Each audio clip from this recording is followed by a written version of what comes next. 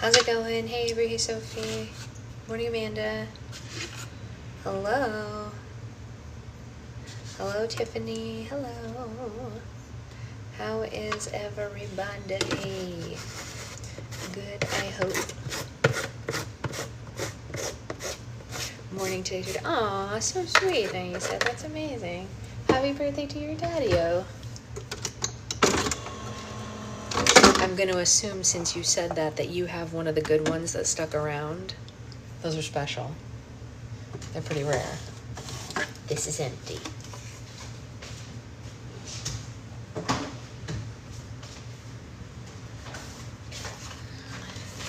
Good morning. I'm exhausted. Kids' birthday parties are a lot. That is a fact. Kids' birthday parties are a lot.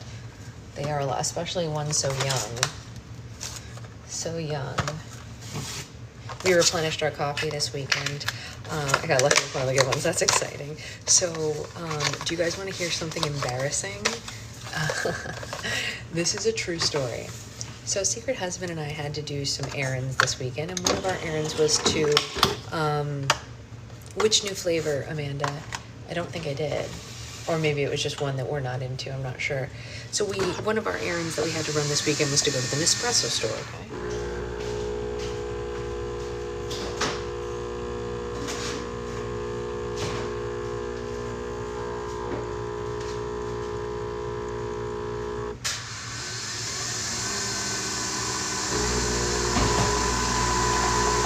Sorry, I had to get the notes. Isn't there a honey one coming soon? Oh, I didn't see that.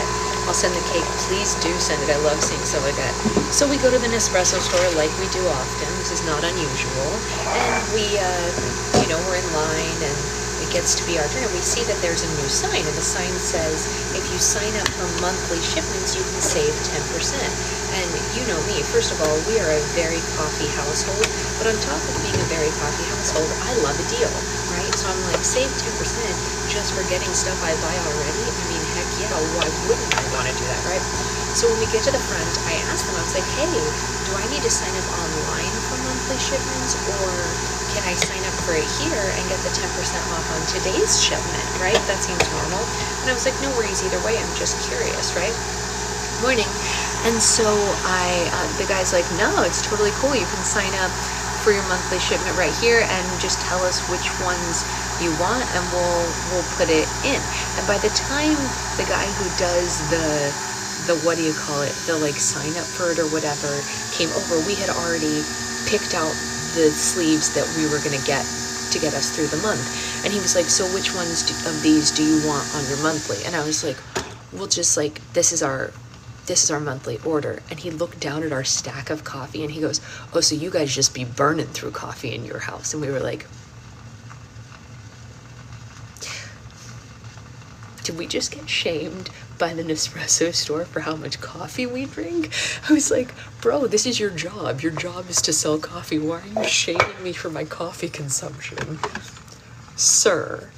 And I was like, oh yeah, we're a multiple cups of coffee a day household. And he was like, oh, it'd be like that in your house. And we were like, I mean, we work a lot, so I don't know. Obviously I drink a lot less now that I'm pregnant, but Secret Husband probably drinks more now as a result of it. But I was like, sir, could you not shame me in front of all the people in line behind me? Big personality attack. I know I was not expecting to be personally attacked at the Nespresso store on a Sunday afternoon. I just wasn't on my bingo card for this week. And yet here we are. I was in fact personally attacked at the Nespresso store on a Sunday afternoon. He literally looked at us and he went, oh, it'd be like that in your house. And we were like, wow, okay.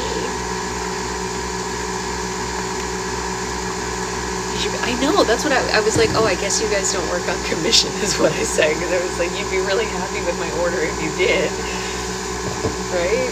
I mean, like, listen, we're not the splurgy kind of people. We don't spend a lot of money on a lot of stuff, but like, we also don't go out for coffee, so we're not spending like $7 on a Starbucks every day, but we do order a full month of coffee in advance, you know what I mean? Like, yeah, we do, because like, why would I want to go to the store multiple times? I don't. I just have a little coffee shelf.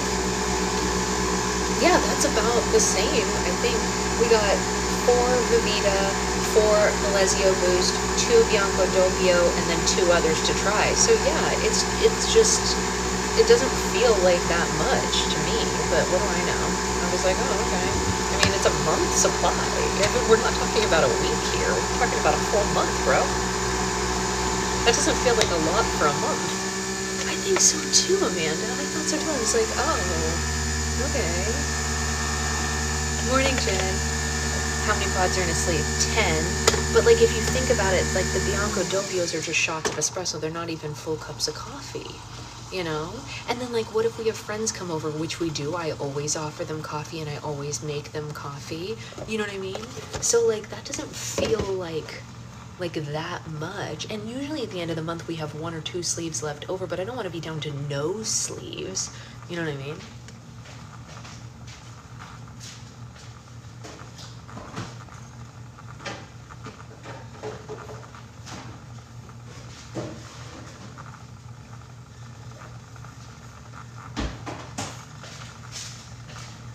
Anyway, the guy wasn't mean or anything. He was so sweet. Like, he was actually like a really nice employee or whatever, and we were all joking and having a good time together.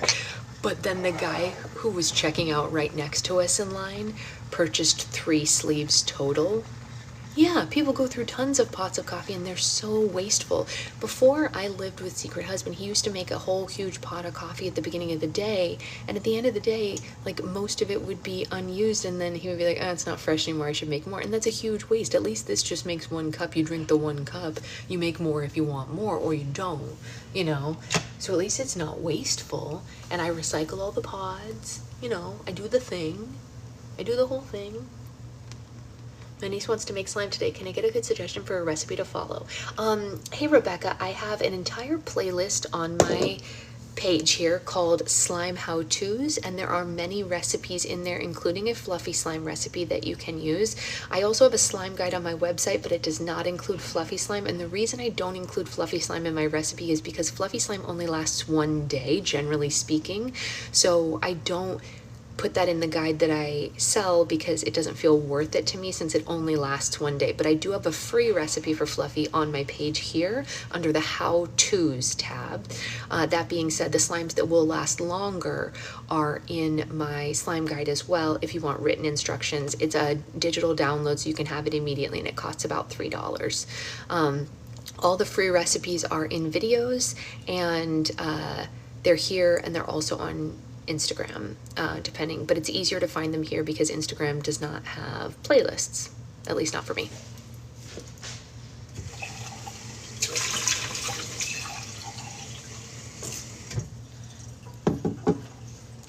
Thank you, Jen. The fact that my slimes are literally out for delivery today after ordering on Friday. Hey, that's a good sign, right? Yeah, no problem, Rebecca. Happy to help. Just warn your kiddo because a lot of kids get really sad about fluffy slime when they go back the next day and it's not fluffy anymore. There's literally no way to get fluffy slime to stay fluffy. It's just not scientifically possible because shaving cream is mostly air and that's what gives it its fluff. And so that's why I generally don't make them because especially like I don't make them for birthday parties or anything because the kids get really sad and I hate seeing their sad faces. If you want my best suggestion on what to do with a little kid, I suggest butter slime because that lasts the longest for littles in my opinion, but everyone feels differently and I allow everyone to make their own decision for their child. That's just my personal preference for littles. And I guess I don't even know how old your kid is, so I guess it totally depends, right? Your kid could be 15 for all I know, because 15-year-olds love slime. I just opened the wrong book, like a genius. Cloud is a great slime for kids. It's a little bit more difficult to make if it's your first time making slime. I wouldn't start with cloud slime because it is harder to learn to do. That being said, it's a great slime to have and it lasts for frickin' ever. That is like one of the longest lasting slimes. So if you want something, she's 10. Oh, 10-year-old can do whatever. Yeah, 10-year-old can handle all the slime. So 10 is great. 4-year-old, I'd be a little bit more cautious with. 7 and 10, really great age for slime. Cloud slime lasts forever, even longer than butter slime. I always just suggest making butter slime first because it's the easiest to learn to make well.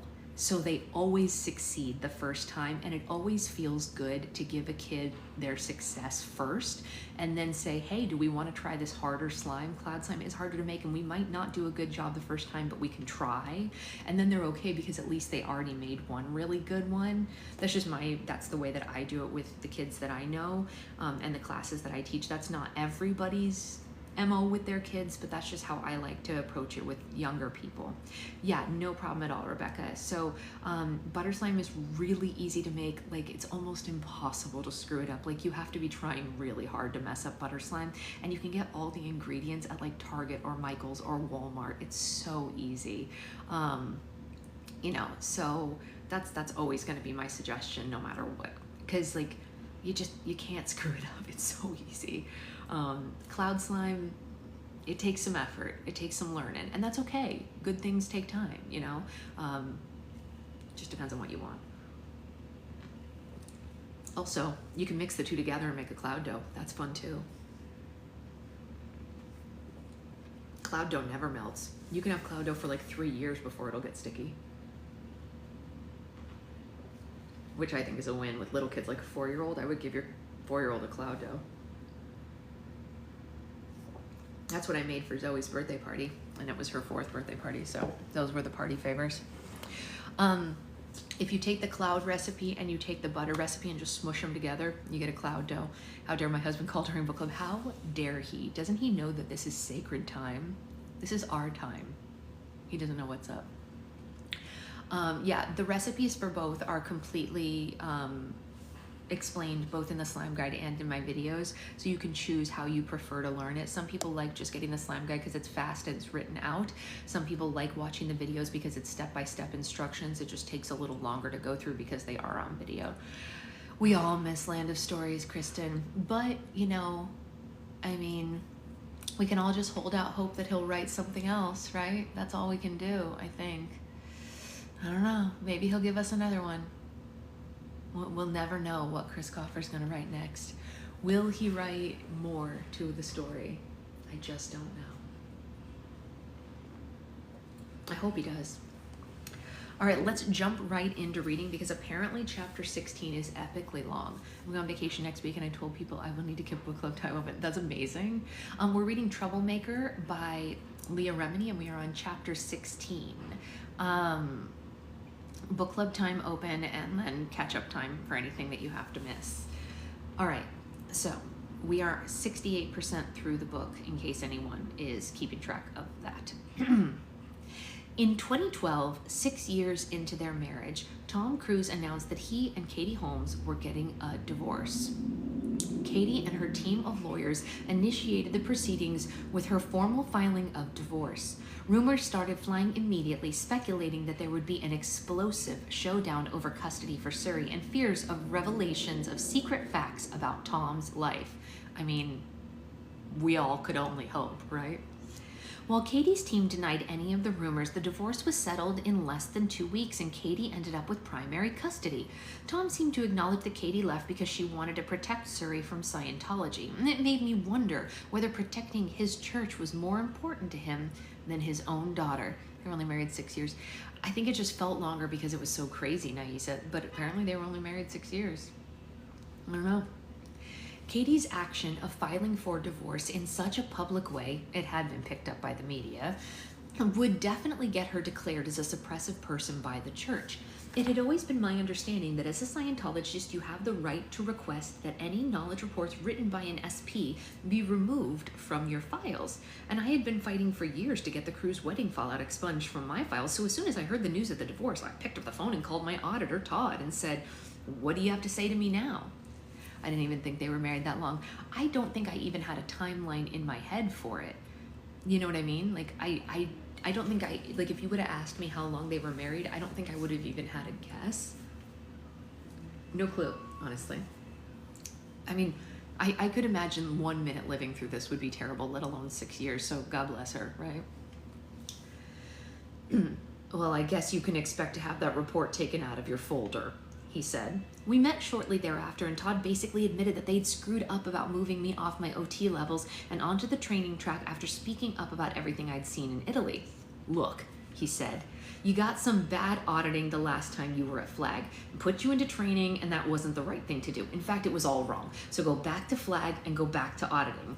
This, of course, would be at my expense. Shocker. Oh, yeah, we made a mistake, so just pay to redo it. Don't worry about it. Yeah, take it. $3,500,000 more dollars, maybe? That seems like enough. That'll be good. We'll fix it. Don't worry. I hate him. Sorry. I get really just like, you know?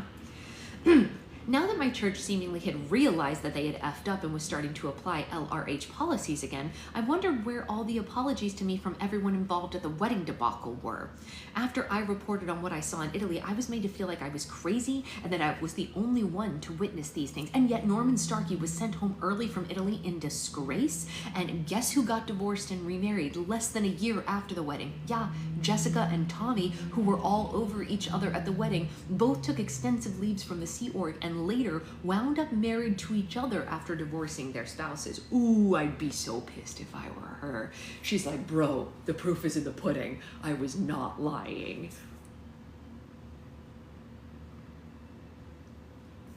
Bro. Be so for real with me right now. I would be just like, peel the skin off my face kind of angry. I can't. Outrageous. Absolutely outrageous.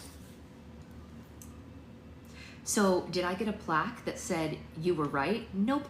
I never even got answers about Shelley Miscavige's whereabouts. I made up for the damage that they accused me of doing, but what about the damage that they did to me? Yeah, well, if it was all wrong, are you gonna give me back my money? Because as a Scientologist, when I'm reprimanded, I'm asked what I'm gonna do to make up the damage. So now I'm asking you, what are you gonna do to make up the damage? What do you mean? Todd said. Are you asking for a refund? Although the church policy claims that it will simply return funds to anyone who is dissatisfied, the reality of this policy is quite different. In fact, requesting a return of money from the church is classified in Scientology as a high crime or suppressive act, which qualifies one to be declared as a suppressive person, of course. And even more bizarre in the twist, once the church declares you as an SP, according to its policy, you're no longer eligible for the return of your money. Sneaky. I think I knew this actually. Now it's like coming up in my mind. I like feel like I've heard this before. But what an absolutely twisted thing to do. So if you ask for it, you're an SP, and if you're an SP, you can't have it. Very convenient, extremely convenient policy. Yeah, of course they have a rule for that. Well, because they probably, it's one of those things like, you know, and obviously some of these are correct, but like, you know, the things that say like, don't put a plastic bag over a child's head. If they have to put that warning label on it, it means that someone did it one time. You know what I mean? So if someone did this and they were like, how do we get around it? Now, listen, the plastic bag warning label I think is the correct thing to do, but this is sneaky AF. Okay, I just read that, sorry. It's the perfect catch-22. If you ask for your money back, you'll be declared and therefore not qualified to get your money back. No, I'm not asking for a refund, I responded. What I'm saying is, what does the church do to take responsibility for its actions? When I effed up, I spent my hiatus from King of Queens in Florida in session 12 hours a day having my ass handed to me. And I want to know what you people do when you F up. Eventually, after some time, Todd came back to me and said, it's done. And that I would get a $300,000 credit added to my account. That's a hefty chunk of change. I've never even seen $100,000, let alone $300,000, except on my student loan bill. I mean, really, I don't even know what that kind of money looks like. $300,000. I believed him, so I never bothered to check my account. Ooh, first mistake. Check the account instantly. You need to check the account immediately.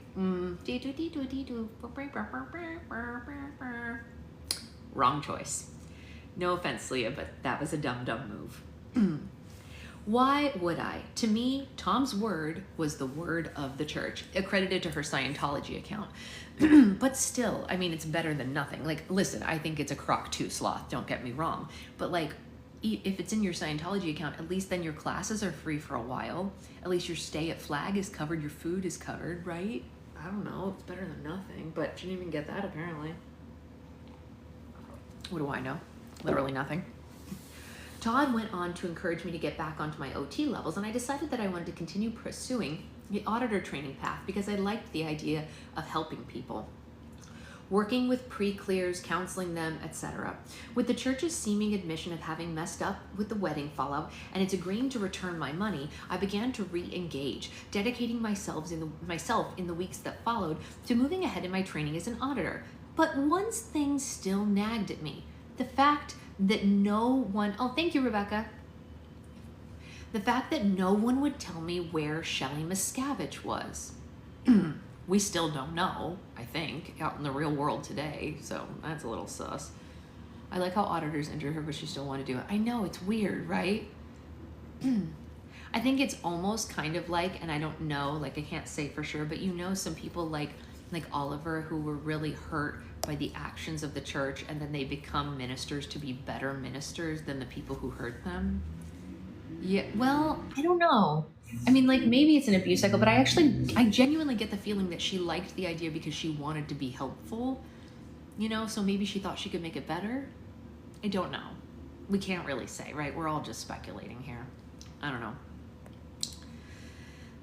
No one would tell me where Shelley Miscavige was, and when I would ask Todd during our sessions, he would take me outside where there was no recording device and say, Shelley is a Sea Org member and you're asking about the leader's wife. How do you expect people to react to that? I cannot call COB and just ask him where his wife is.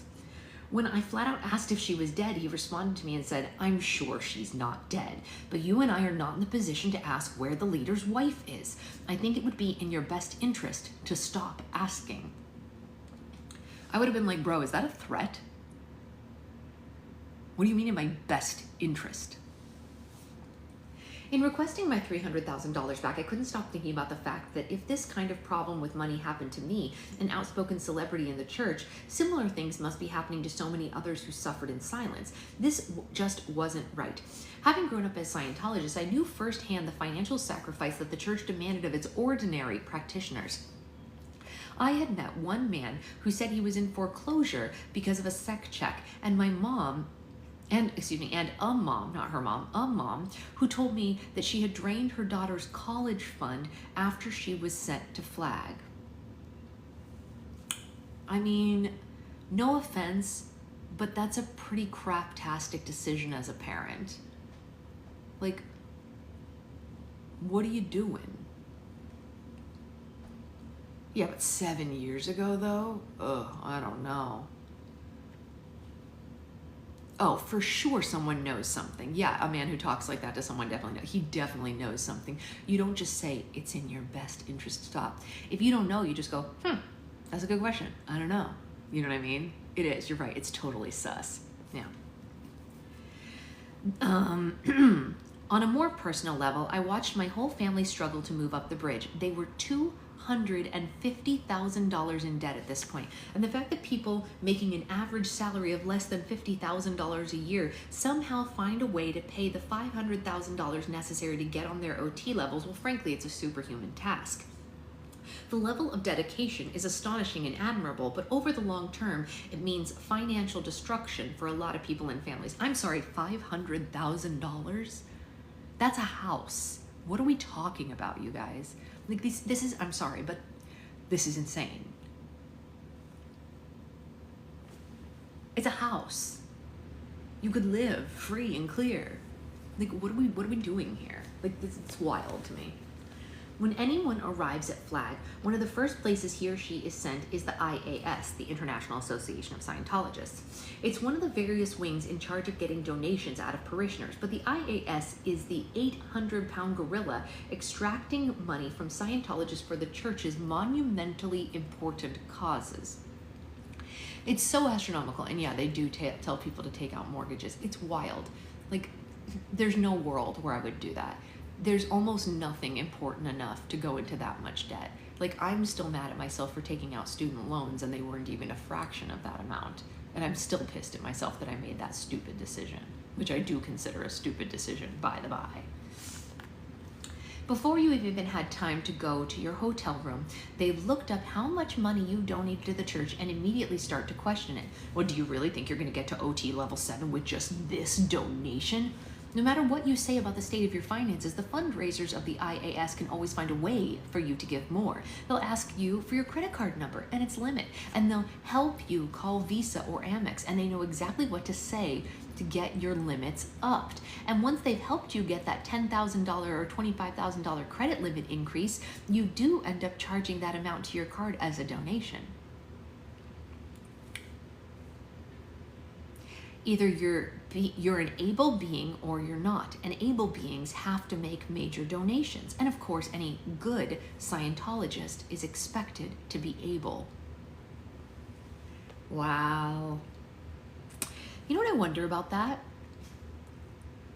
I wonder if somebody could take, like, is there a way to, and I don't even know what it would be, but like, for someone in a community of differently abled people, would they be able to sue the Church of Scientology on the back of discriminatory language? My husband had a friend who moved to Cali for Scientology after a year or so. He had to move out. Well, yeah, I mean, geez, you lose all your money, clearly. $500,000?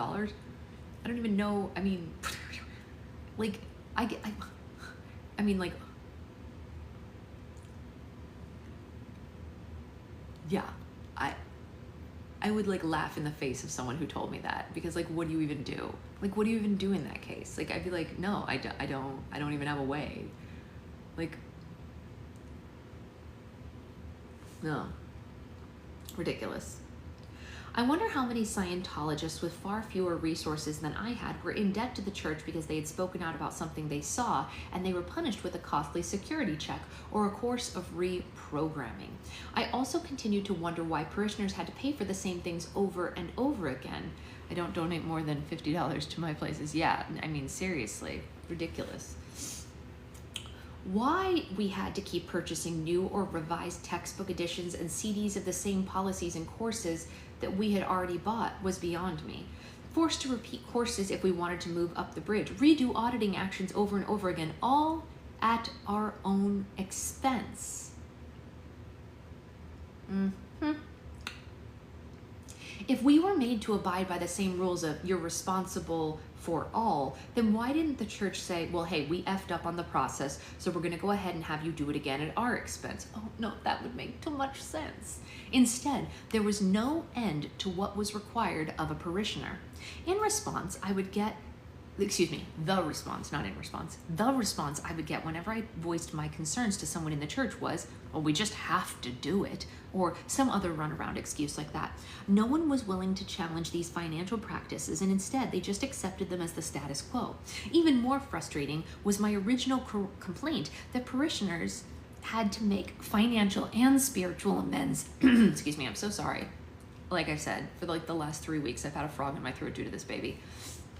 Financial and spiritual amends for our wrongs, but the leaders of our faith took no responsibility for anything ever. How could that be? Now, I want to go ahead and just reiterate that I think that this goes to all the faiths, or at least most of them. You know what I mean? Like I grew up in the charismatic, crazy Christian world, and I will tell you, it is exactly the same in that regard, like identical. Like, I think all the time about the people who run those megachurch TV stations that, by the way, unfortunately I had to grow up in the vicinity of. And I think about how much they duped, oh, same Jen, mine still does. Yeah, that's what I was just thinking about. I was thinking about my mother and the fact that my mom had the #1 television show on a very, very large Christian TV station for years, many years. She was seen by multiple millions of viewers every week around the globe.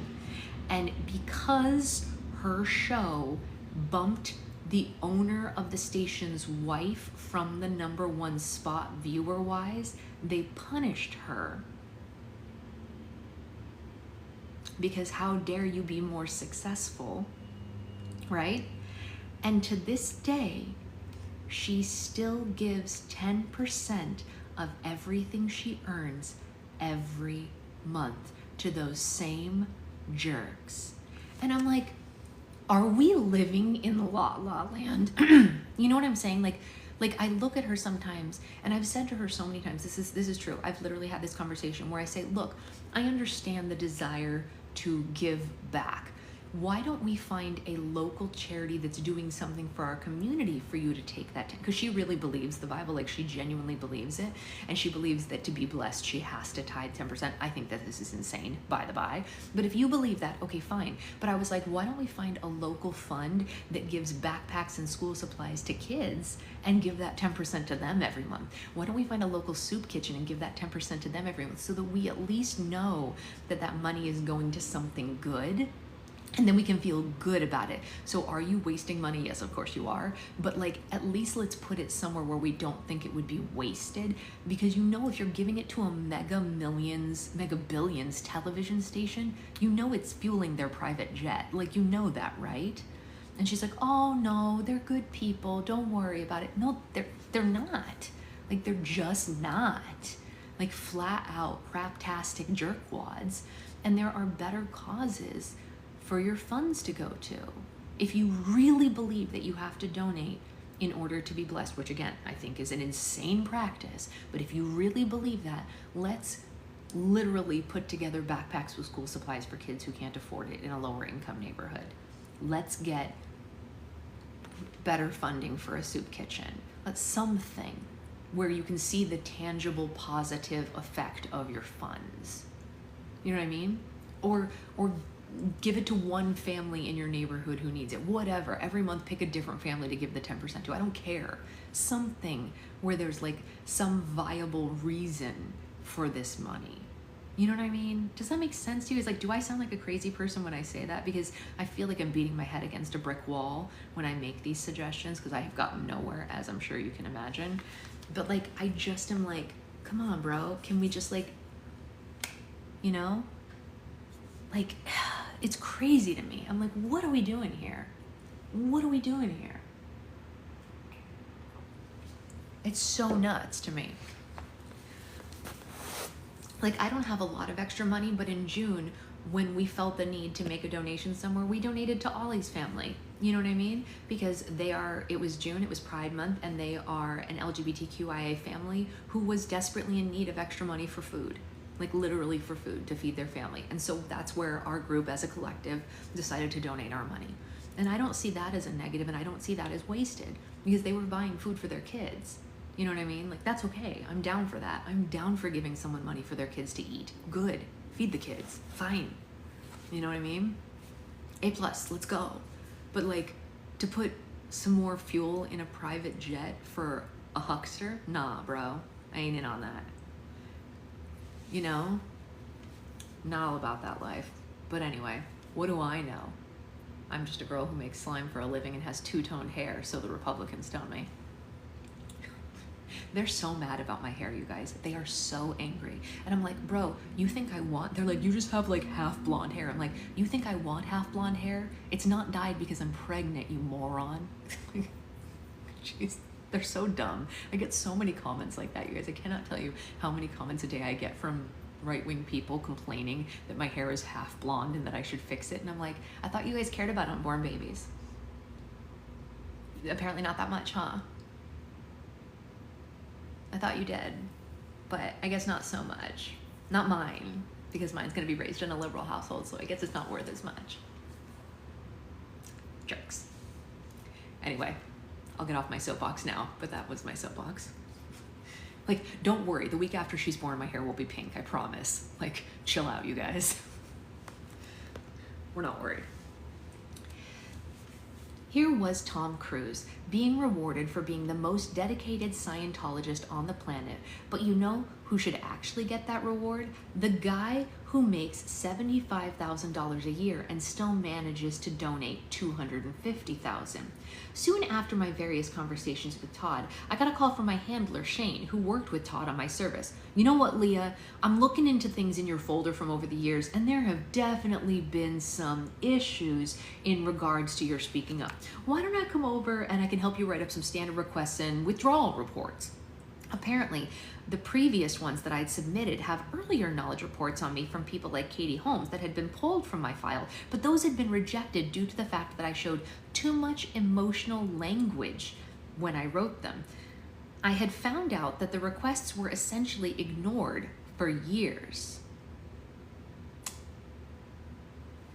I agreed to meet with Shane and to work together on the new requests. Okay. As we were working, I once again broached the subject of Shelley. I told Shane that I found it surprising and concerning that I hadn't gotten a holiday card or a thank you note from her after I sent her a gift that past Christmas, something she had always been diligent about in the past. It wasn't like her. Shane, like Todd, responded with, I don't know, I can't just ask where the leader's wife is. Well, I figured as long as Shane was here to try to help me with requests for withdrawal, why not have him try to get a letter to Shelley, to which he did agree. Well, that's surprising. I didn't see that coming. I wrote the following note and gave it to him for delivery. This is the note from Leah to Shelley.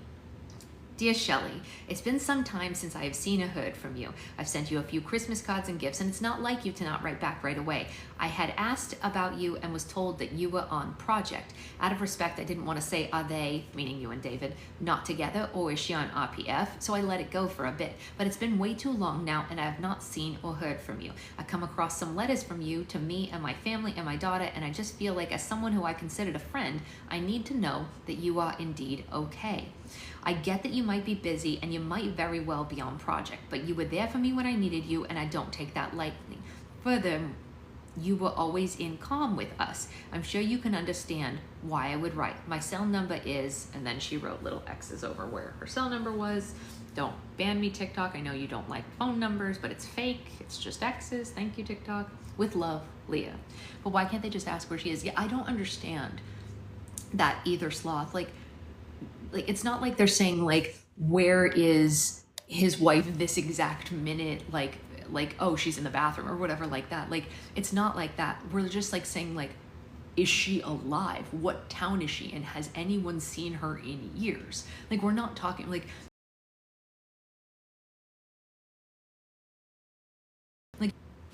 sorry, did it go away for a second? My mom tried to call. She always forgets that we have book club at this time. Or maybe her ears were burning because she heard us talking about her. It's above them. It's none of their business. It's technically above their pay grade. You're right, Becca. You're right about that. A week or so passed and I called Shane to see if he'd been able to get the note to Shelley or if he had gotten any response. And he told me, honestly, Leah, I never even sent the note. What a jerk. I was so excited when he said he was going to try to help and I believed him. Ooh, I believed you. Liar, liar, pants on fire. You should get written up for lying. Aren't they not supposed to lie? It was inappropriate the way you referred to the COB's relationship. He told me to write a new note with a more appropriate tone and language, and so I did. Here's the new letter. Dear Shelley, it's been a while since we have spoken or seen each other. I came across a few letters that you've written to me and my daughter, and I thought I really love and miss Shelley. What better way to show someone you love them than to not write to them for 6 years? That's a joke. So I decided to write, smiley face. I think of you often, Shelley, and you are really there for me when I needed you, and I will always consider you a friend. I would love to hear from you and have coffee with you. Call me, love, Leah. And then the place where her number information would have been. Once again, I received no response. I later received word back that my letter to her was considered anathema. I don't actually even know what that means. Anathema? Is that a real word or is this one of those fake Scientology words like Phaeton? I've never seen the word anathema before. E-N-T-H-E-T-A, meaning very bad energy, sarcastic, angering, upsetting, and was basically thrown away. E-N-T-H-E-T-A. It has to be one of their fake words. That's not a real word, right? Or am I mean, maybe. I don't know. By this point, Shelley had been missing for more than 6 years. You guys, when this book came out, or no, when this was written in 2012, this part, in 2012, she'd been missing already for 6 years. How many years is it now? Are we talking like 15 years this woman's been missing? I'm sorry, but I have to tell you, I think she's bye-bye. Like, I'm not trying to be mean, but I think maybe she's no more. Like, I'm sorry. Like, it seems unlikely at this point that we're getting one back. Like, it's very unusual to go missing for like 15 years and then just show up again. A few more weeks passed and I had yet to hear any response from the MAA about the request for knowledge report withdrawals that Shane and I had submitted. So I asked Shane about it and he responded with, "Let me check on that." I think so, Nagisa. I do think she's been bye-bye since the moment she disappeared.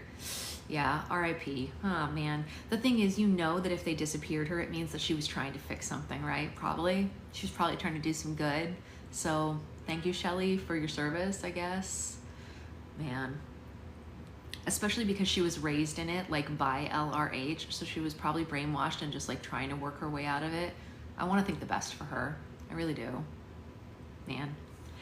When a request for withdrawal of a knowledge report is reviewed and accepted, formal paperwork and documentation accompany the agreed upon withdrawal so that the parishioner knows that the request has been granted. And when I asked Shane to provide me with that formal paperwork, he instead forwarded an unofficial email from an MAA stating that the request had just been accepted. I knew that this wasn't on policy. I was getting the runaround, and now I was starting to get pissed. I asked Shane for a full review of all my accounting with the church that I had not received, because I had not yet received the $300,000 credit. Shocking. Look at the shock on my face. Oh my gosh, what? You're telling me that the $300,000 credit wasn't in your account? I'm shocked. This is totally off, but oh, of course he is. I mean, that's not surprising at all, Amanda. It's not surprising at all. That's okay. Listen, she can get up there and she can just chat. If he doesn't want to debate her, that's okay. I'll still listen to her talk. I'll still tune in to give them the ratings. All good on me. I have ABC on my TV. I will turn it on and let it run to just let that woman babble for all I care. She could read me the phone book. You know what? She can reread me Land of Stories. She has a nice voice. I like it when she talks. The huge organization forgot to deposit her. I know. It's shocking. It's shocking news. Especially considering they never do refunds. So it's not like they have a backlog of refunds to give. You know what I'm saying? Anyway. I asked Shane for a yes, okay. I once again told him this is not a refund. This is a credit. A credit for all the shit you guys have screwed up. When will you accept accountability? And with that, I received a personal call from none other than here we go. COB David Miscavige asking if we could meet. I'm sorry. Okay, I gotta tell you guys something. If at this point this man called me and asked to meet, I would think he was going to unalive me and I would not go.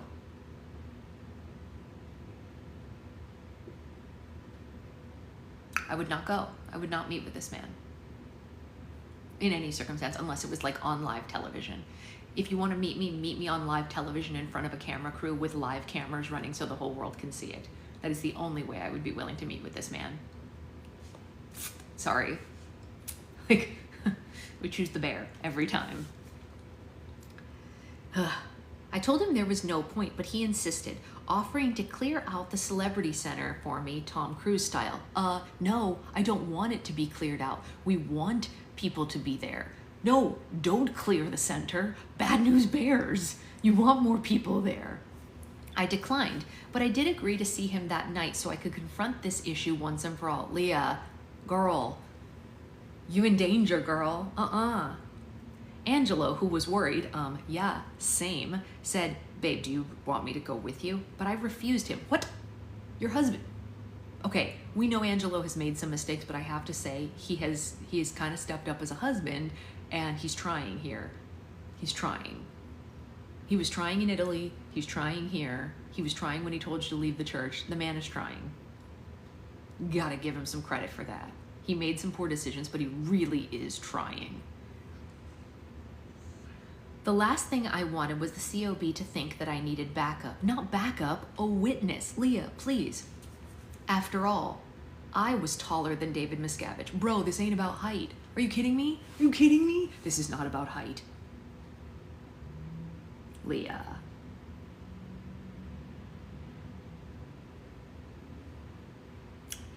I do not think that this is about the height of David Miscavige. But let's continue anyway. David Miscavige, the leader of Scientology, greeted me. Well. His longtime assistant, Larissa, whom I'd seen with him at Tom and Katie's wedding, was also there. Knives and pew-pews don't care about height. Yeah, tell me about it. Neither do security guards, which I'm sure he has plenty of. I mean, that's true, Sloth. We do know she lives, but like... He immediately told me that he had been traveling and he was not aware what was going on with my situation. Okay. I repeated everything that I had already said to others many, many times, plus I went on to ask why anyone wasn't seeing Tom Cruise the way I saw him. Why were his 3 failed marriages and couch-jumping antics not considered to be the epitome of against Scientology? Why was he not treated as an SB who should be in session 24 hours a day? And why couldn't I get an answer as to where David's wife Shelley was? He told me that Shelley was okay and that he had to keep her away because SPs are constantly trying to have her subpoenaed. And so it was so out of left field that I didn't even know how to respond to that.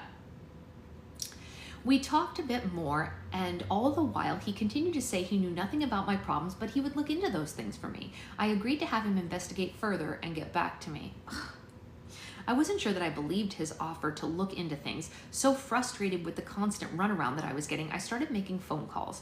I broke another one of the cardinal rules of Scientology and began reaching out to those other people who had been deemed SPs.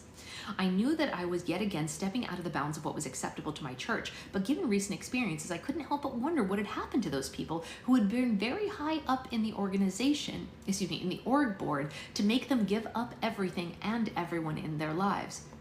She's right. You always have to wonder that. You go, wait a second, why would you give all this up? It's crazy, Anya.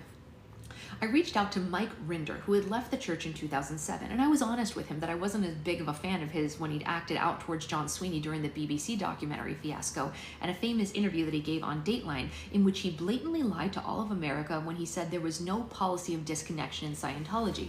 But for the man who was the head of OSA for 25 years, a Sea Org member for 40 years, and a Scientologist for 50 years, to just leave Scientology? Something must have happened to him. I listened to what he and another former top executive had said, that Scientology's management, themselves included, was continually subjected to and inflicted physical beatings on. Whoa! I have no idea, Avery. I hope so. I mean, one would assume, right? Other Sea Org and on other Sea Org members. I questioned how this could possibly be. What about LRH policy? What you don't understand is that we were backed up by policy, Mike said to me. I was stunned. They were seemingly on some secret flag orders and dispatches that Mike said he had seen that permitted hitting and abusing people if it was in the course of getting someone to comply with policy, which would then make it acceptable. According to several eyewitness accounts, in the hole, a set of trailers on the Gold Base, International Base, a remote 500-acre compound in Southern California, fallen executives are kept separated, humiliated, and often beaten. Mike said that at the direction of and by the hand of David Miscavige, leaders of my church, including Mike, were subjected to punishments like being made to lick bathroom floors or doused in cold water, punishments that were so bad they felt they had no other choice but to flee.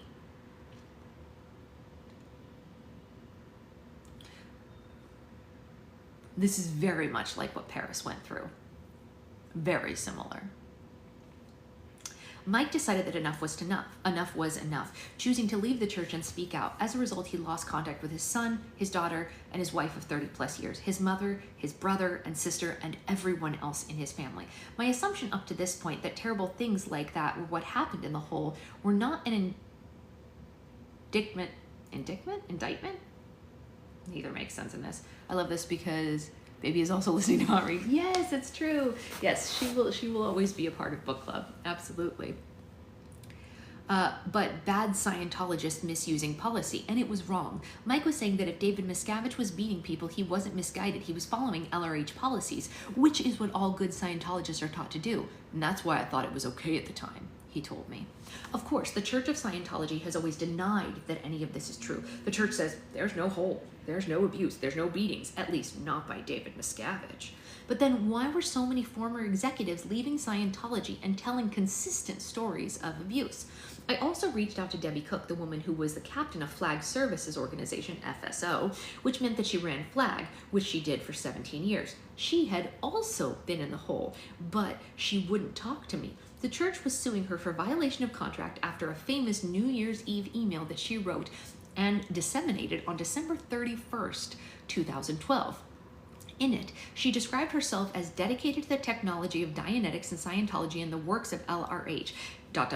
and I absolutely know it's worth fighting for to keep it pure and unadulterated. Interesting. But, she went on to say, I do have some very serious concerns. Those concerns could be summed up in 2 words. David Miscavige. Quote, there never was supposed to be a leader other than LRH, she wrote.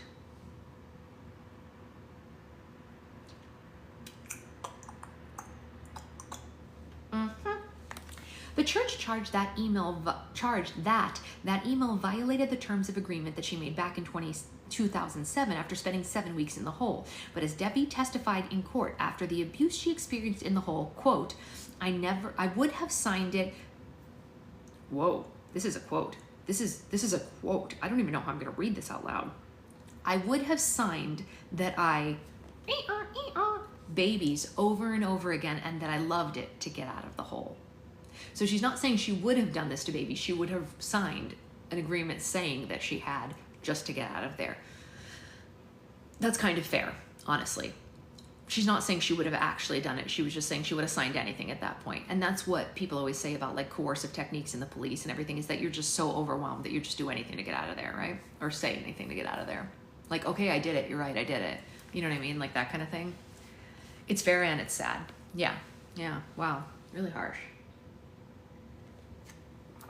Scientology made the mistake of suing Debbie Cook, and in a Texas courtroom under oath, she described her experience in the hole, stating that she had watched David Miscavige punch people, and for 12 hours she was made to stand in a trash can with a sign that read, a lesbian slur, around her neck. During this 12-hour period, cold water was periodically poured over her head while people screamed at her to admit that she was gay. Jesus. In Dianetics, LRH explicitly calls homosexuality a perversion, and then later he put being gay on the tone scale as covert hostility, which registers as a 1.1 on the scale of human emotions, which is considered by Scientologists to be a person to be avoided at all costs. Okay, then why are you hanging with them, pouring water on their head every day? Just let her go. Let her go be elsewhere, away from you all. Reading Debbie's email started me on an internet search.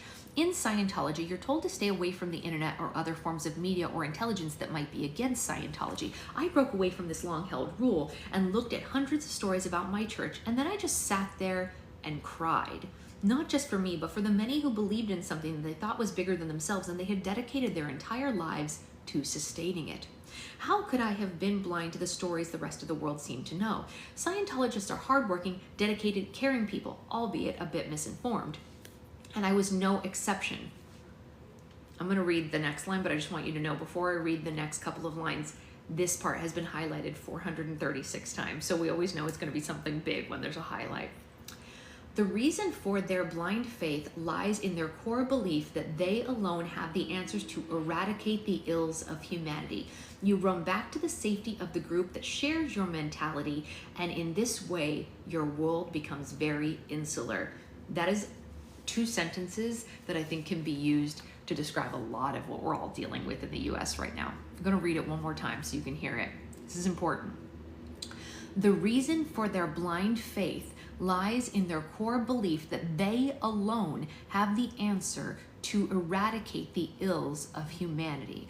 You run back to the safety of the group that shares your mentality, and in this way, your world becomes very insular. I don't know if you guys have seen any of the videos that are like women who have worked their way out of the MAGA mindset, and like people, they let people in good faith ask questions like, what really was going on with you when you were in that. They're really interesting videos. I watch every one of them and I read the comments because it's all been very respectful discourse, and I like that. But a lot of these women are being very brave and talking about what they were dealing with while they were there. And it happens to men too, so not just women. But like the mind shift and the work that it takes to work yourself out of a mentality like that, they're great. Next time I see one, I'll link you one, Amanda. It's these women saying like, look, I was in a bad financial situation and I was told it was their fault. And I didn't bother looking it up because I just assumed that that was true. And then I was told that this and this and this were happening, and I just assumed that I was being told the correct information by my church, by my leaders, by my husband, whatever. And you know what I mean? And some of them have admitted it's sometimes a lack of education. Sometimes they just didn't bother fact checking. And then they heard it so many times that it just, you know what I mean? It's just in there too much at that point. And it's interesting, you know? They've been very respectful, and the comments have also been very respectful. I want to give everyone a lot of credit on these videos because they're asking very logical questions and just saying like, but when you heard him like making fun of disabled people, weren't you grossed out? And they have ways of explaining how people just like talked around that. And like, we don't understand it because we've never been able to handle it. But like when you're so ingrained in it, your world becomes very insular and you're afraid. Like a lot of them, even when they saw those things, that were like, well, if I say anything, my whole community is going to be mad at me. So maybe I just better stay quiet and survive. You know, it's scary. Anyway, let's keep going. During my crisis of faith, I did what most people do in similar circumstances. I relied on friends and family as a sounding board. But when I brought up my discoveries of abuse with John and Val Futris, I really don't know, dear friends, former employers, and closest confidants for the last 25 years, I was surprised by the reaction my concern elicited in them. After confessing that I had read Debbie Cook's email and tried to contact her, I asked them why no Scientologist would read it. Why would I read whatever that word was? Valerie said. Well, how do you know it's an ethita? I asked. Because it's from somebody who's against our group. Yeah, but it's from somebody who was in our group, Valerie, and not just somebody, but a trusted member. Debbie Cook was the captain of the FSO and the front lines of Scientology for a very long time. Why wouldn't you give her the time of day to even look at what she has to say? Debbie and many others whose information and statements I was looking at were considered to be among chiefs of our church. These weren't just some ex-parishioners, bitter apostates, kicked out members looking for fame or a quick payout. These were men and women who were respected leaders in our church who dedicated their lives not only to the church but to the Sea Org in general, signing billion-year contracts. They essentially gave up their lives for the church. Why would I go out of my way to read an enemy's email? She asked. It makes me wonder what you would do if I wrote an email like that. Well, I wouldn't read it. That kills me inside. I mean, you wouldn't read an email from me? Are you effing kidding me, Val? You've known me since I was effing 16. Once I opened myself up to the outside world, I heard so many terrible things. I learned what had happened to Sherry's brother, Stefan, years after he came back to me after asking help to get his wife, Tanya, back from Gold Base, where she had been kept for 2 years. At one point, she was even put into isolation after she scaled an 8-foot wall topped by razor wire and jumped to freedom, only to be returned by Scientologists who found her walking along the highway. Sounds like Paris. Guys, this is very similar to what we read in Paris's memoir. These are very similar experiences. They all use the same tactics, all these groups. It's almost identical, like literally identical. Stefan never gave up on getting Tanya back, and eventually he came up with a plan that included sending her a Victoria's Secrets box, which he knew security guards wouldn't open because they wouldn't risk being caught going through someone's lingerie, which would certainly be considered aberrated behavior, whatever that means. No, not Paris Jackson, Paris Hilton. We read Paris Hilton's memoir, and she went through a lot of very similar experiences. Her memoir was great. If you haven't read it, you can either read it yourself or you can listen. We have it all up on YouTube as well if you want to listen back to it. Yeah, May said they do. It feels like they all share a handbook. In the box, Tanya found a letter from Stefan and a cell phone so that they could communicate. In 2016, 7 years after they were first separated, Stefan pulled up at Gold Base in a car, and in the middle of the night, Tanya jumped the wall again, and the pair drove to freedom. Yeah, it's on our YouTube, Sophie. There's a playlist for it if you want to listen to our discussion of it as well. Not long after I spoke to John and Val, Shane called me into the Celebrity Center, but when I arrived at my course room, I found him standing with two men that I had never met or even heard of before. Shane introduced me. This is Mike Sutter and Hansuli Stali. They're executives from the church. They were here to talk to you. The two of them, I later found out, were infamously referred to as David Miscavige's henchmen. We want to sit down and have you and answer any questions that you might have, they said. Great, I said. Where's Shelley?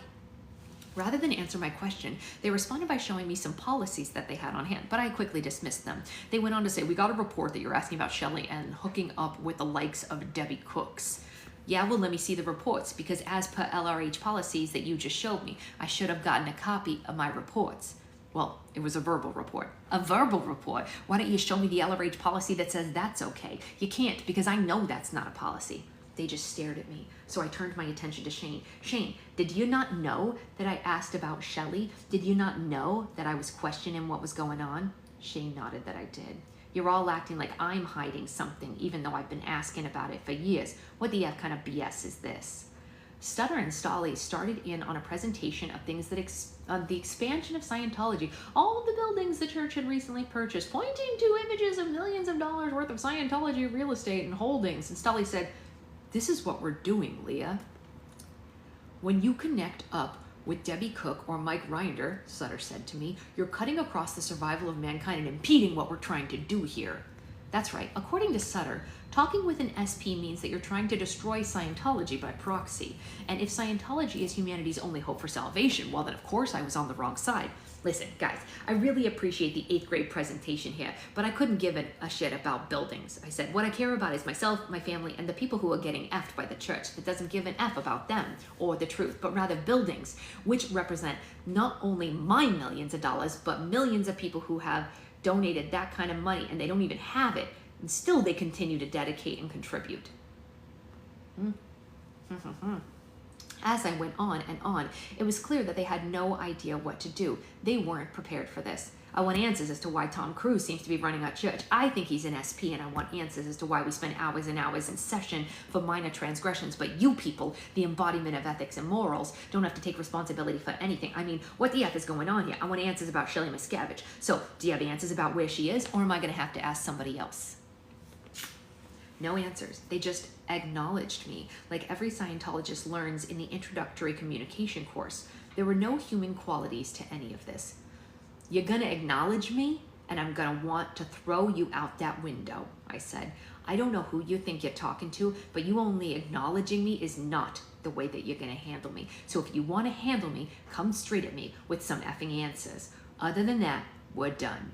And then I turned my attention to Shane. You honestly thought having these guys work on me would be a good idea? Well, it wasn't. And as I asked before, I want a full accounting of all my finances within the church. How much money have I spent in total on Scientology? I honestly had no idea up to that point. How much money has my family spent? I want all of it. And with that, I walked out the door and left. I don't know, Sloth. How is she able to ask all of this and still be alive? I think the only reason is because she went public so quickly after. Otherwise, I think they would have got her. But if she went public and then disappeared, it would be too sus. She was too visible. She's not just a regular person in the church. She's a celebrity. You know what I mean? They can't just disappear a celebrity. I mean, people would notice. She was on a TV show. You know what I mean? People would be like, where the heck is Leah? You know? And she's got... her whole family would be looking for her. 2 days later, Shane and the commanding officers of the Celebrity Center, David Petit, showed up at my house unannounced. Angelo answered the door even though I said not to let them in, because I knew that this was just going to be more BS. Oh, definitely she went public and was outspoken, and that saved her. Yeah, I think that if she didn't let the public know, she'd be gone right now. We wouldn't have heard from her ever again. Do you have any answers to where Shelley Miscavige is? I said to David. Otherwise, I'm going to slam this door in your face. I do have answers, he replied. So the four of us went into my office where Dave and Shane began talking about all these LRH policies and taking them out of Dave's briefcase. Oh, no. I'm not gonna read policy, I said. You're refusing to read LRH policy? Shane said. Shane, I have read more policy than you. I'm higher than you on the bridge. I'm also higher trained. You're not going to school me on LRH, okay? So back to my original question. Where's Shelley? I just need you to read this policy before we start, Dave said, sliding the paper across the table to me as if it was too much trouble for him to stand up and hand it to me. I slid it right back and then stood up myself. Listen to me, Dave Petit. You can take that policy and shove it up your ass. Where's Shelley? She's at Gold. Get her on the phone, I said. We don't have the number. You don't have the number, Shane? Really? You want to play games with me? I walked over to the phone near my computer. Okay, let's call Tom DeVoe. Maybe he has the number. Tom, a former Sea Org member who dealt intimately with David Miscavige, would have the number to Gold. Leah, Shane said, what is happening to you right now? You're playing games with me, I said, and then I turned to Angela. You see what's going on here? Didn't they say they had answers about what Shelley was, and now he doesn't even know the number to Gold? And then I turned to Shane and I said, if I don't get answers, an apology, and the money that I'm owed, I'm going to call the cops and the FBI. I know you've known me to make empty threats in the past, but mark my words, Shane, this one will happen, so I better get some effing answers. Leah, Shane continued. Angelo interrupted. Actually, stop. Just give the answer you said you had. Where's Shelley? Leah, David said, ignoring Angelo. What's happening? Why are you talking to Debbie Cook? Why don't you make Tom Cruise disconnect from Nicole Kidman and Katie Holmes, both of whom declared to be SPs? Everybody else in this world has to suffer and cut ties. Why is Tom your god? Policy doesn't apply to him. Families are being destroyed every day like this, but not Tom Cruise, not Tom. So you're BS, and the church is BS. You're a fucking bitch, Shane said. Oh my gosh. Angelo jumped out of his seat and slammed the door to the office so Shane couldn't escape, and he brought up his fist. Listen, man, Shane stammered. No, Angelo seethed. You don't call my wife a fucking bitch in front of me in our house. Yeah, it's Leah Remini's memoir. Like a trapped animal, Shane didn't know what to do. Oh shit. Angelo's not effing around. Apologize to my wife, Angelo said. Angelo, please, he said. I didn't lift a finger to stop Angelo. I wanted him to bust Shane's ass no matter what the consequences were.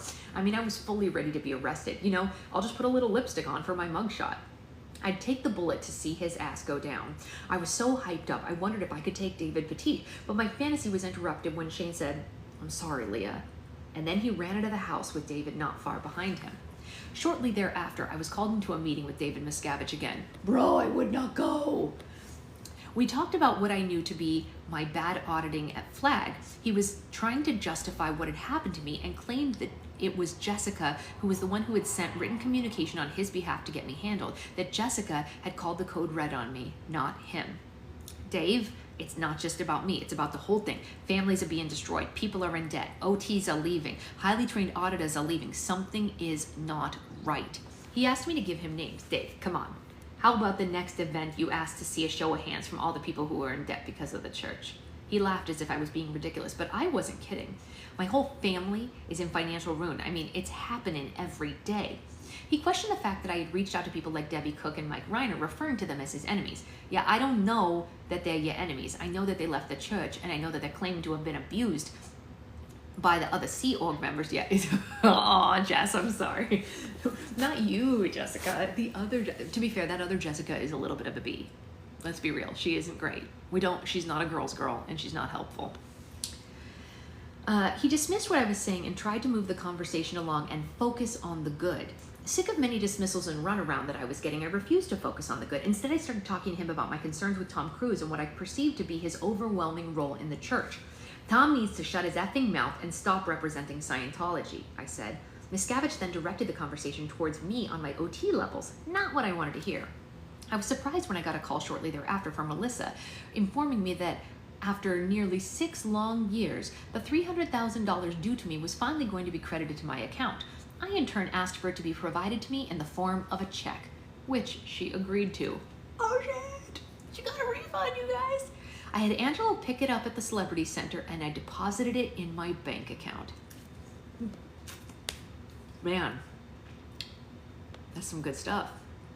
The church had finally done right by me, but my newly restored faith was quickly squashed when Susan Watson, the president of the Celebrity Center, called a week later and ordered me to come in right away with my mom and Angelo. The mother of the church, the woman who hugged me whenever I came in for auditing, who married Angelo and me, who loved my daughter, was now treating me like I was a criminal. As I walked through those doors, it was like all of a sudden this was a place where I'd spent my whole life on course, helping others move up the bridge, fundraising, catching up with friends, but it was no longer my home, my refuge, my sanctuary. I was taken upstairs to my former auditing room, another space in which I had spent countless hours and gone through all kinds of emotional experiences. Waiting for me was not only my auditor, but the MAA Julian Schwartz and Cassie Woodruff, Shane's wife. They were both glaring at me when I walked in.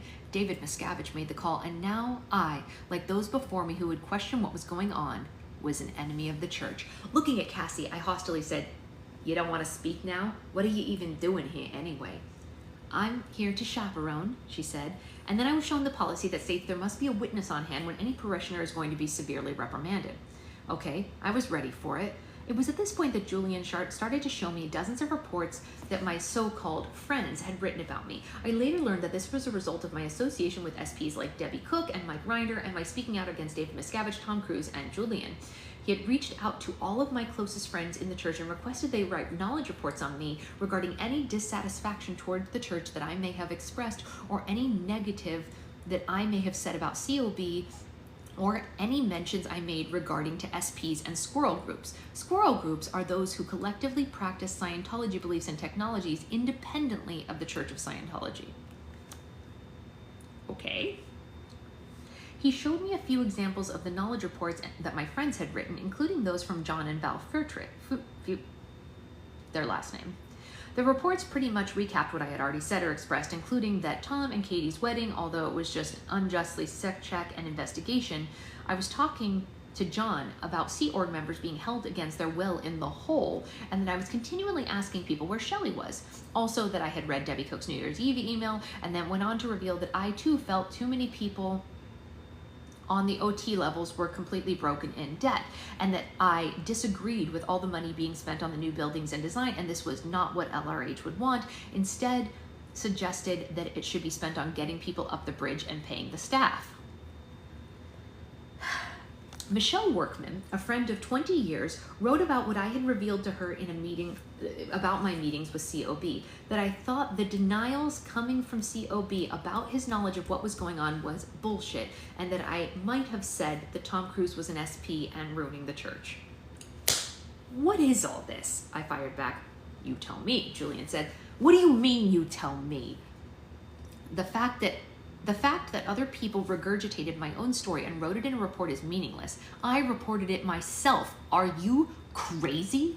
They might have been crazy, but I was stupid. Despite everything that had happened over the past weeks, I still didn't think about leaving Scientology. While making a stink about the subjects that most Scientologists wouldn't dare address, while confronting the church's leader, who was said to administer beatings, while personally declaring Tom Cruise a pillar of the community to be an SP, while facing down Julian and many reports of condemnation, I still naively hoped that someone would step up and prove me wrong. Damn.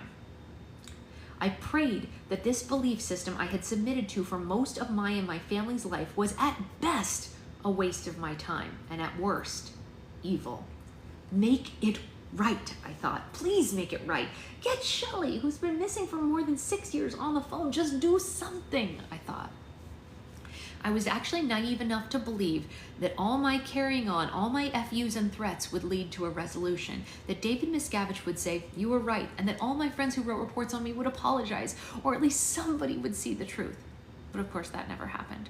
All Julian and the church focused on at this point was for me and my family to do a sec check, an interrogation by the ethics officer to make sure a person hasn't thought or acted in a hostile way towards the church. But I refused to bend. I wasn't going to submit to any more scrutiny, any more fines, or any more punishment when I wasn't the one who had done anything wrong. "I'm not going to do it," I told Julian.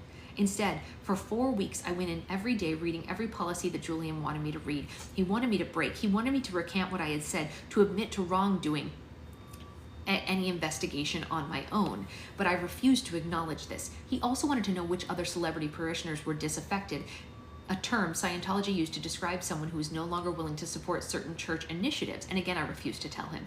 Finally, he asked me who I considered to be my friends, and when I refused to include David Miscavige's name in the few names that I had given, he tried to insist that I included. I told him what he was asking was off policy, as this was not my realization, but rather something that they were trying to force upon me.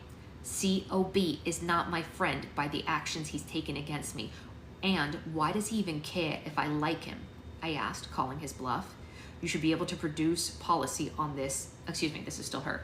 You should be able to produce policy on this, and you can't, I went on. So, I can only surmise that you're taking your orders directly from CLB, because I know you don't have the balls to talk to me that way unless you're being told to from above. And speaking of friends, during this time, many of my friends in the church started calling me crying. I'm not going to disconnect from you. I know that your heart's in the right place, they would say. And then little by little, after hearing from Julian, they would write me emails that read, you have to get yourself handled. I was devastated when my friend Michelle Workman told me that after speaking with Julian, she believed that I was a liar. Yet by calling me a liar, what you're about to do is destroy 35 years of friendship, I responded to her. Our children, who are born and raised together, will not know each other anymore because you don't have the balls to stick up for what's right. After I revealed to another longtime Scientology friend what I had found from my investigation, she replied that she was on my side, claiming, you were on the right side of tech. I know you're not an SP. You're saying that now, but your whole family's in the church, I said to her. I understand if you need to disconnect from me. Psh, no, there's no way I would do that, she said. And a few days later, she called me hysterically crying. I was with Julian, she sobbed. You don't have to say another word, I said, sensing what was coming next. I love you, and I understand why you're calling me. If the circumstances change, I'm here. We both said I love you once more and hung up, knowing that we would probably never speak again. These types of exchanges became too heartbreaking for me. In response, I blocked everybody from the church from writing, texting, or calling me. To potentially be branded as an SP by the whole group I dedicated my life to and have all its adherents turn their backs on me was incredibly sad, but not at all unique. It's something that happens to Scientologists every day, and I wrote counter reports on all of them and told them not to contact me. Julian continued to press me about doing a sec check, and I continued to refuse. And then he ordered sec checks for my mother and George, which they agreed to. My mother didn't want to believe what was going on, that this was a witch hunt. I'm telling you, it's all leading up to me, I said to her. So if you want to submit yourself to an effing sec check, Mom, you're going to be really effing sad when you realize what they've done and with the intel on me. But go ahead. Just go ahead and do it. She did just that, and in the process, Julian pulled the wool over her eyes to get her to doubt me. He said that David Miscavige offered to get me OT7 in LA instead of flag, which is unheard of, by the way. I mean, everyone spends huge sums of money and up to 6 months to get onto OT7 at flag, and Julian was claiming that I would magically get into it in LA. He also told her that I basically told him to go to hell. Leah needs help. We need you to help her, Julian said to my mother. She's connected up with some pretty heavy SPs. She's making mistakes. She's making bad decisions. Well, anyone who spent more than 5 minutes with my mother knows she can't keep a secret. Anything she's feeling shows immediately on her face. So as soon as Julian fed her that lie, she began acting weird. And anyone who knows me knows that I'm going to call it out on you the minute that I see that you're acting weird. Mom, you're doing that thing again. What's up? No, what thing? She said. My mom's resistance didn't last long. She finally let it out, and I told her immediately that this investigation to OT7 in LA wasn't this invitation to get to OT7 in LA wasn't true, but I knew what I had to do to prove it to her, or she would always have doubts. I wrote David Miscavige a letter right away, asking about his offer for me to do OT7 in LA and not in Florida, and I had the letter messengered to his office, where it was rejected. So I brought it to Julian directly and taunted him by saying, David Miscavige's offer was so gracious. I misunderstood you. I'd love to get onto OT7 here in LA. Let's just do that. Julian just glared at me. I showed my mom the letter I had written saying how I would be thrilled to do OT7 in LA and how it was rejected by David Miscavige's office, and Julian didn't seem to have anything to say about the offer then. And if that wasn't proof enough, after my mother did her last sec check, she said, you were right. It was all BS. And just like with my stepfather's sex check, none of the questions were about her. They were all about me, what I knew, what they knew about me and Debbie Cook, and what they knew about me and Mike Rinder. And as I knew it would, it was all just a way for them to gain intel on me. On top of all of this, Julian had spread the word that much of my family and I were under investigation, which made us look horrible to everyone in the church. People averted their eyes when we walked by and refused to acknowledge us. As a last effort to take us down, Julian threatened to take away all of my mom's certs, credits earned. Thus, she would have been thrown away 35 years of training and have to start at the bottom of the bridge again. And he claimed that he had enough evidence of suppressive acts to get my stepfather George declared an SP. I, in turn, responded with, I'm not going to have the judge tell me who I can and can't talk to. That day is done. Where does it stop? What if my mother was an SP? Should I disconnect from my mother? Do you think I would disconnect from anyone after the way you and the church have treated me? His response was, I'm not telling you to disconnect. LRH is. And with that, I decided I was done. I decided to sever ties with Scientology permanently. I could have just let go. I could have simply walked away before being declared an SP. And then if I ever wanted to come back to the church, they would have let me. But I didn't want to leave that door open. I knew if I filed a police report about Shelley Miscavige, I would be declared an SP and that would be the end. That was a step I had to take. So I called the LAPD and asked, how do I officially file a missing persons report? There's a copy of the report. Damn. It's right there. Yep, the whole thing. It's a whole missing persons report. Wow. She's got everything in there. Damn. That chapter was long. They were right. That was a long chapter, but a lot of info. Yeah, good for her for filing, for sure. For sure. I mean, someone had to do it, right? And it probably saved her life too. Probably did. I gotta say, it probably saved Leah's life. You know, they could have found a way to disappear her if she hadn't been so public. Okay, I can try to do that. I don't know how, do you know how to screenshot in a Kindle? I can take a picture of it with my phone, I guess. Yeah, it's probably online actually, because it's public. It probably is, yeah. That's wild, you guys. What a wild chapter. Crazy times. So just so everyone knows, I'm about halfway through with orders. More are going to the post office today. What else? We have Roll for Slime on Thursday. We have Q&A on Wednesday. That's pretty much the whole kit and caboodle for this week. It's just orders and Roll for Slime and Q&A. So I will see you all for all of those things. I think we will finish this book this week and we'll start the new one, which we already have picked out. So it's great. You ordered up for delivery already. That's great. Yeah, we shipped a lot on Friday and Saturday already. It was a lot of information. It's like you have to tap the top band or something and then plug it into your computer or laptop. Oh, okay. I will try to figure that out. I think I'm gonna miss my package by about a day when I leave. Oh no, Jen, that's terrible. Do you have someone who can bring it inside for you? But I shipped them so fast. Did I ship yours already, Jen? I actually don't know. If I haven't shipped it, do you want me to hold it for you so at least it's in my air-conditioned house? I actually don't remember if yours was shipped or not, Jen, but I can hold it. Bonus kit is there. Okay, so it's gonna be brought inside. As long as it's gonna be brought inside, that's fine then. As long as it's gonna be brought in the house. I'm so sorry I missed everything you said. More slime lives today or this week. I might be on a live later today to make base for Roll for Slime. It's already in Portland. Okay, so it's on the way already. I couldn't remember. There's just so, you know, sometimes like when it's just sending Roll for Slimes and just Patreon stuff, I can kind of remember who's shipped and who's not. But when it's like regular people involved, my brain can't remember what was shipped and what wasn't. It's just too many. About 7 bins are going to the post office today full of slime. So it's like pretty much everything. Oh yeah, More Magically Cloudy is gonna go up today for the people who only wanted that one and missed out on that. That's pretty much the whole kit and caboodle. So that's that. I will see you all later. I love you all. I hope you had a great day and I hope you have a great rest of your day. I'm gonna go pack orders now. Bye.